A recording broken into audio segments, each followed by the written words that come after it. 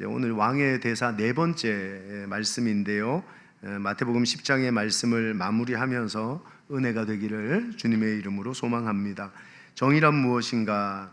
라는 책을 썼던 하버드 대학의 마이클 샌델 교수가 돈으로 살 수 없는 것들이라는 책에서 정말 기가 막힌 얘기를 합니다. 뭐라고 얘기를 했냐면, 우리는 시장 경제를 가진 시대에서 시장 사회를 이루는 시대로 전락했다라는 표현을 하고 있어요. 무슨 말이냐 하면, 예전에는 시장의 논리가 물건을 사고 파는 데만 쓰이는 도구였지만 지금은 인간의 생명, 도덕, 양심, 심지어는 신앙의 영역까지 모든 것에 가격표를 붙여버린, 모든 걸 돈으로 사고 파는 시장 사회가 되었다고 표현을 하고 있습니다. 마태복음 10장은 제자들을 왕의 대사로 임명하고 파송하는 장면입니다. 근데 막상 제자들이 세상으로 나가보니까 누구도 그들을 인정하거나 환영하거나 받아주지 않더라는 겁니다. 오히려 조롱하고 무시하고 업신여김 당했던 거죠. 심지어 누구까지 핍박합니까? 36절에 사람의 원수가 자기 집안 식구였다, 이렇게 표현하죠. 심지어 그들의 가족마저 조롱하고 핍박하고 원수가 되더라는 겁니다. 왜 그럴까 생각해 보면, 이 세상은 모든 걸 돈으로 계산하는 마켓 소사이어티, 시장 사회가 되었기 때문이라고 말할 수 있는 거 아닙니까? 하나님은 온 세상의 왕입니다, 예수님이 내 삶의 주인이십니다 라고 선포하면, 그래서 하나님 믿으면 돈이 나와? 예수님 믿으면 밥을 주냐? 라고 묻는다고 얘기를 하고 있는 것만 같아요. 모든 걸 돈으로 계산하고 평가한다는 거죠. 왕의 임명을 받고 왕의 대사로 파송받아도 막상 삶의 현장에서는 우리의 신앙이 싸구려 취급을 당하고 있더라고 얘기하고 있는 겁니다. 이게 오늘을 사는 우리의 현실 아닙니까? 와, 왕의 대사시군요. 대단하십니다. 존경합니다. 이 세상 누가 우리를 인정합니까? 우리의 신앙을 환영합니까? 오늘 나의 신앙의 헌신을 누가 박수하더냐는 것입니다. 알바니아 선교사님이 그러시더라고요. 30년 알바니아에서 모든 걸 바쳐 선교하고 이제 나이 먹어 은퇴하려고 하니까 세상 누구도, 심지어 자기를 파송했던 교회마저도 인정해 주지 않는 섭섭함, 미래에 대한 불안을 토로하고 있더라는 겁니다. 이겁니다. 막상 세상에 나가보니까, 야, 이렇게 사는 게 맞는 건가? 내가 잘못 산 거 아닌가? 이렇게 살다가 나만 바보 되는 거 아닌가? 두려움이 몰려오게 된다는 겁니다. 그때 예수님이 오늘 말씀을 하시면서 제자들을 격려하고 계신 거 아닙니까? 세 가지 말씀을 하시는데, 전 이 말씀이 오늘을 사는 우리 크리스찬들에게 너무 귀한 격려와 은혜의 시간이 될 수 있기를 예수님의 이름으로 축원합니다. 예수님은 가장 먼저 26절, 28절, 31절에서 세 번이나 반복하며 강조합니다. 26절에 뭐라 합니까? 그런즉 그들을 두려워하지 마라. 28절에도 몸은 죽여도 영혼은 능히 죽이지 못하는 자들을 두려워하지 말고, 31절에 두려워하지 마라. 우리 주님은 주의 제자들에게 두려워하지 말라고 명령하고 계신 겁니다. 특별히 28절에서 이 두려워하지 말라는 말의 의미가 선명하고 분명하게 드러나게 됩니다. 28절 말씀을 같이 한번 읽습니다. 시작. 몸은 죽여도 영혼은 능히 죽이지 못하는 자들을 두려워하지 말고 오직 몸과 영혼을 능히 지옥에서 멸하실 수 있는 이를 두려워하라. 여기 두려워하다라는 말이 헬란 말로 포베오마이라는 말을 씁니다. 이건 그냥 단순한 공포가 아니라 내 삶의 주도권과 통제권을 통째로 내어주고 완전히 굴복하는 절대적 경외의 영적 상태를 의미하고 있는 단어라는 거죠. 이런 의미를 넣어서 28절을 다시 한번 읽어보면 이런 의미가 된다는 겁니다. 몸도 영혼도 죽이지 못하는 세상에게 주도권과 통제권을 내어주지 말고 몸과 영혼을 능히 지옥에서 멸하실 수 있는 하나님께 주도권과 통제권을 내어드려라 라고 말하고 있더라는 거죠. 한마디로 뭡니까? 세상을 두려워한다는 것은 내 삶의 주도권과 통제권이 하나님에게 있다는 게 아니라 세상에 완전히 내어주고 굴복당한 영적인 상태라고 말씀을 하고 있는 거예요. 오늘 우리 주님은 말씀을 통해 단순하고 명쾌하게 도전하고 있는 것입니다. 너를 다스리는 네 삶의 진짜 주인이 세상이었냐 하나님이었냐를 다시 한번 묻고 있는 거 아닙니까? 세상을 살면서 이렇게 신앙생활을 하다가 망하는 거 아니야? 누가 알아줘? 세상이 우리를 비웃고 조롱하고 우리의 신앙을 쓰레기 취급하는 그 순간에 우리가 세상을 향한 두려움의 마음을 가지고 있는 거 아닙니까? 오늘 그런 주님의 제자들에게 예수님은 뭐라고 도전합니까? 진짜 네 삶의 주인이 누구였는지를 바로 세워야 된다고 우리에게 도전하고 계시더라는 겁니다. 제가 20여 년 전에 정말 세상에서 가장 하지 말아야 될 짓을 한 적이 있습니다. 제 아내에게 운전을 가르쳐 줬어요. 배우자에게 운전을 가르쳐 준다는 건 이혼의 위험성을 감수해야 된다, 뭐 그런 말도 있더라고요. 아내가 운전을 하고 제가 조수석에 앉아서 가는데 노동도 그런 노동이 없더라고요. 중노동입니다. 차가 조금만 앞차와 가까워지면 조수석에 앉은 제가, 조수석에는 브레이크가 없잖아요, 그냥 허공을 향해 헛발질을 하는 겁니다. 내가 브레이크를 밟는 거예요. 와, 피곤하더라고요. 차에서 내렸는데 어떤 막노동을 한 것보다 너무나도 피곤하고 마음이 힘들더라는 겁니다. 여러분, 우리가 대부분 이렇게 살고 있다는 거 아닙니까? 내 삶의 주인이 예수님이라고 고백하지만 실제로는 불신하고 의심하고 살아가는 일이, 신앙하는 일이 불안하고 피곤하고 그런 잘못된 신앙의 삶을 살아가고 있더라는 거예요.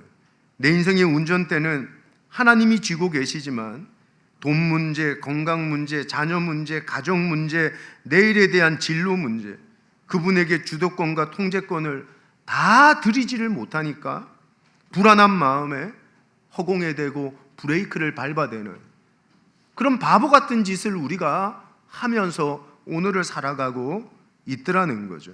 이게 잘못된 신앙 아닙니까? 생사회복을, 화복을 주관하시는 하나님께 삶의 운전대를 완전히 넘겨드릴 줄 아는 영적 용기가 여러분 속에 일어나기를 예수님의 이름으로 축원합니다. 하나님이 운전대를 잡고 계신데 그 하나님이 의심스럽다면 두렵고 불안할 수밖에 없는 거잖아요. 내 하나님은 완전하시고 완벽한 인생의 주인이신 줄 믿습니다. 그래서 그분이 인도하시면 목동이 왕이 되는 겁니다. 아시잖아요. 갈대 같던 베드로가 반석 같은 베드로로 변화되는 역사가 일어나게 된다는 겁니다. 그런데 우리가 두려워할 건 뭡니까? 세상이 아니라 하나님밖에 없는 줄 믿습니다. 그 하나님을 두려워할 줄 안다는 게 진짜 신앙의 시작이고 신앙의 모습이더라는 거예요. 마틴 루터가 그랬습니다. 당신의 마음에서 가장 두려워하는 그것이 바로 당신의 신이라 그랬습니다. 바로 당신의 하나님이라 그랬습니다. 우리의 신앙의 선배들은 두려움의 대상이 하나님이었던 걸 알고 계시잖아요. 느헤미야를 묵상해 보십시오. 그를 죽이려고 산발랏, 도비야, 게셈 사람, 아라비아 사람 같은 대적들이 느헤미야 앞에 쳐들어옵니다. 그때 느헤미야가 했던 고백이 뭡니까? 하나님, 무섭습니다. 하나님, 저들이 절 죽이려고 합니다 라고 고백하지 않았습니다. 그 두려운 대적들 앞에 뭐라고 고백을 했냐 하면 Great awesome God, 크고 두려우신 분은 하나님이십니다 라고 고백을 하는 것입니다. 하나님이 대적을 이기십니다. 아멘이세요? 다윗을 보십시오. 자기를 죽이려고 쫓아왔던 절대 권력이었던 사울왕 앞에서 다윗이 뭐라고 고백합니까? 여호와는 나의 힘이요 여호와는 나의 구원이시니 내가 누구를 두려워하리요? 여호와는 생명의 피난처시니. 아멘이세요? 이거예요, 이거. 내가 왕의 대사로 세상을 살지만 어쩌면 가장 중요한 믿음의 근거가 흔들리고, 내가 예배하고 기도하며 살지만 내 신앙의 근거가 흔들리고 있는 삶을 살고 계신 거 아닙니까? 그래서 세상이 두려운 거예요. 예수님은 진짜 우리의 신앙이 다시 회복되기를 원하고 계신 줄 믿습니다. 오늘 예배가 여러분의 무너지고 흔들리는 신앙을 다시 바로 세울 줄 아는 하나님의 만짐이 있는 예배가 될 수 있기를 주님의 이름으로 축원합니다. 이제 우리의 신앙이 제자리를 잡는다면, 두 번째로 우리 주님께서는 당신이 얼마나 존귀한 존재인지를, 네가 가지고 있는 신앙이 싸구려가 아니라 세상이 너를 얼마짜리 가격표를 붙여놓은 사람으로 여기는지 모르겠지만 네가 얼마나 존귀한 존재인지를 말씀하고 계시고 있다는 겁니다. 29절 보십시오. 29절에는 하나님의 절대 섭리가 선포됩니다. 같이 읽습니다. 시작. 참새 두 마리가 한 아사리온에 팔리지 않느냐? 그러나 너희 아버지께서 허락하지 아니하시면 그 하나도 땅에 떨어지지 아니하리라. 아사리온이라는 화폐 단위는 당시 시장에서 쓰이던 가장 작은 단위의 동전이었습니다. 이게 무슨 말입니까? 참새가 얼마나 싸구려고 하찮은 존재인지 말하고 싶었던 거죠. 근데 그런 싸구려의 참새도 하나님의 허락이 없다면 떨어질 수가 없고, 그 싸구려 참새 한 마리가 땅에 떨어지는 일마저도 하나님의 허락하심 속에 이루어지는 것이라고 예수님이 말씀하고 계신 겁니다. 그리고 30절 31절에 여기가 너무 귀한 은혜의 하이라이트예요. 한번 읽습니다. 시작. 너희에게는 머리털까지 다 세신 바 되었나니 두려워하지 마라. 너희는 많은 참새보다 귀하니라. 예수님은 세상이 싸구려 취급하는 우리가 얼마나 존귀한 존재인지 말하고 싶었던 거 아닙니까? 세상에서 멸시당하고 심지어 가족들에게까지 무시당하는 우리의 신앙에, 그리고 우리의 삶이 얼마나 존귀한지를 다시 한번 말씀하고 싶었던 거죠. 1989년 미국의 한 벼룩시장에 한 남자가 낡아빠진 그림 액자를 단돈 4달러에 팔겠다고 붙여놓고 팔고 있었습니다. 지금 우리나라 돈으로 6,000원쯤 가격이 매겨진 거죠. 한 사람이 그 그림을 사갔어요. 뭐 괜찮은데 내 방에 걸어놓으면 좋겠어. 내 방에 누워서 가만히 그림을 보니까 그 그림 뒤에 뭐가 붙어져 있는 것 같다는 거죠. 액자를 내려서 그림을 떼고 그 그림 뒤에 종이 한 장을 떼냈더니만 참 재미난 일이 있었어요. 1776년에 인쇄된 미국 독립선언문 초판본 원본이 그 그림 뒤에 붙여져 있었다는 거예요.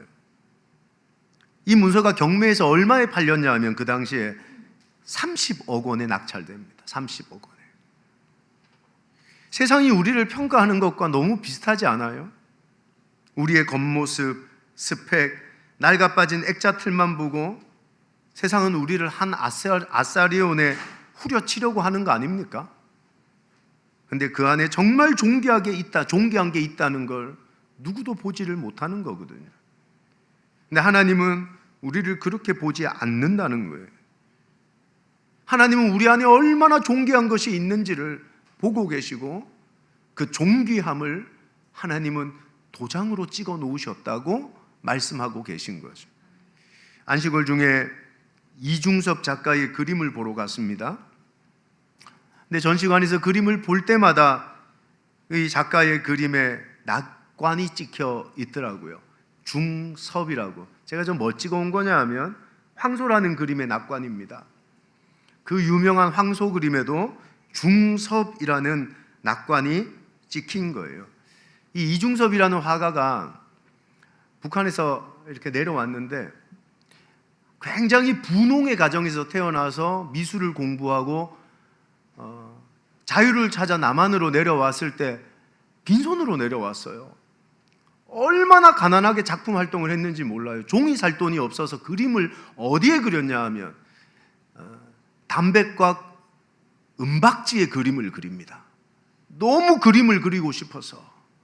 근데 그 담백과 은박지에도 그림을 그리고 중섭이라고 적어 놓습니다. 아이들과 아내가 일본으로 갔는데 죽을 때까지 아이들을 만나질 못해요. 돈이 생기면 가서 보리라 라고 마음을 먹었지만 그 가난함이 결국 아이들 얼굴을 한번 보지 못하고 그를 죽게 만들죠. 여러분, 그 보잘것없는 은박지에 그려진 그림도요, 그의 이름이 새겨졌기에 수십억 원짜리 그림이 돼버리는 거예요.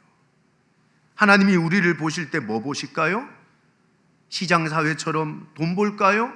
능력 볼까요? 대학 볼까요? 아니에요.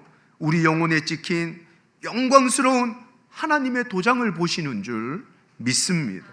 에베소 1장 13절이 이렇게 선포합니다. 같이 읽습니다. 시작. 그 안에서 너희도 진리의 말씀 곧 너희의 구원의 복음을 듣고 그 안에서 또한 믿어 약속의 성령으로 인치심을 받았으니, 여기 인치심이라는 헬란 말이 스프라기조라는 말을 씁니다.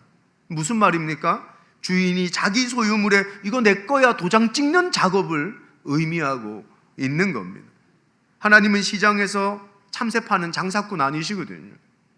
우리를 만드시고 우리를 구원하신, 우리를 사랑하는 아버지가 되시는 분이 우리의 하나님이신 줄 믿습니다. 그래서 아들 예수를 십자가에서 죽여 그 보혈로 너는 내 아들이고 너는 내 딸이다 라는 하나님의 낙관을 우리의 영혼에 찍어 놓으신 거예요. 여러분, 세상이 뭐라 하든 당신은 하나님의 도장이 찍힌 하나님의 존귀한 자들인 줄 믿음으로 고백할 수 있기를 주님의 이름으로 축원합니다. 그래서 그 섬세한 손길로 우리의 머리털도 세시고 우리를 지금도 붙들고 계신 아버지가 되신다는 거예요. 사랑하는 여러분, 하나님의 십자가 앞에서 내가 누구인지를 알면요, 세상의 어떤 일 앞에서도 담대해질 수 있는 거 아닙니까? 이 말 끝에 주님께서 하신 말씀이 31절이에요. 그러니까 두려워하지 마라. 너희는 많은 참새보다 귀하지 않냐?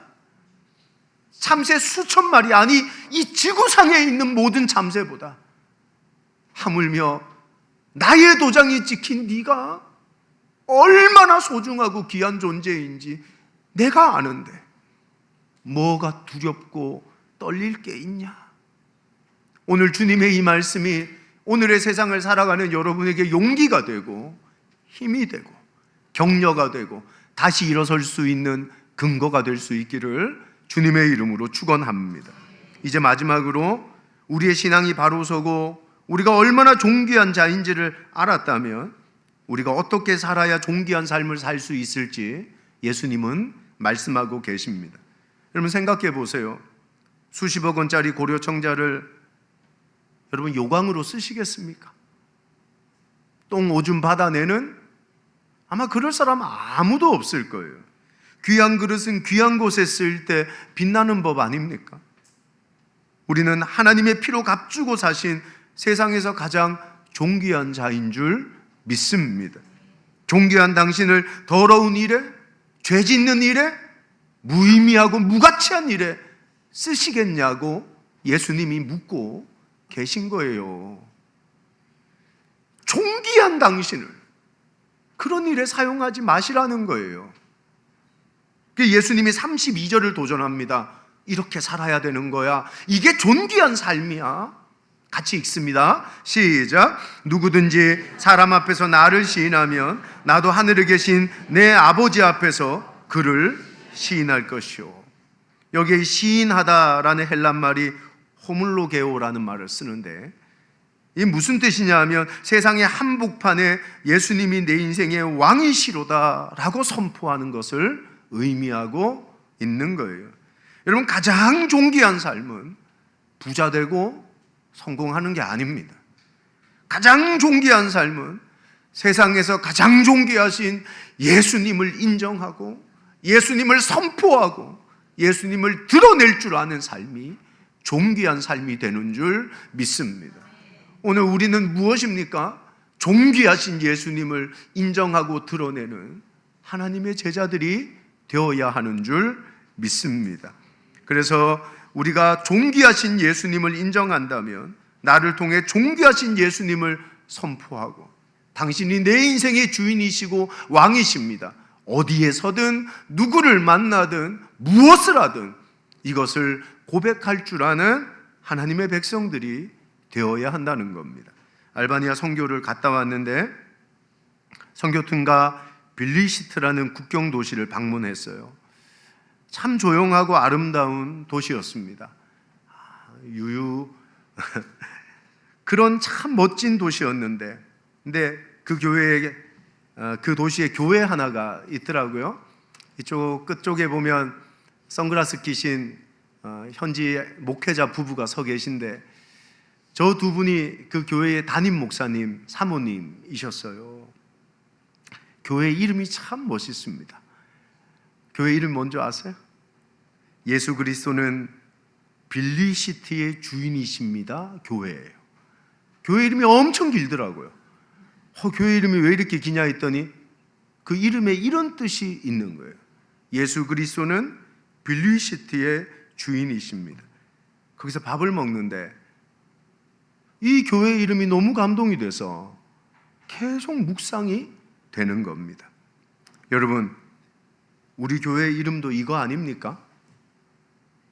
너무 길어서 다 뺐을 뿐이죠. 원남교회.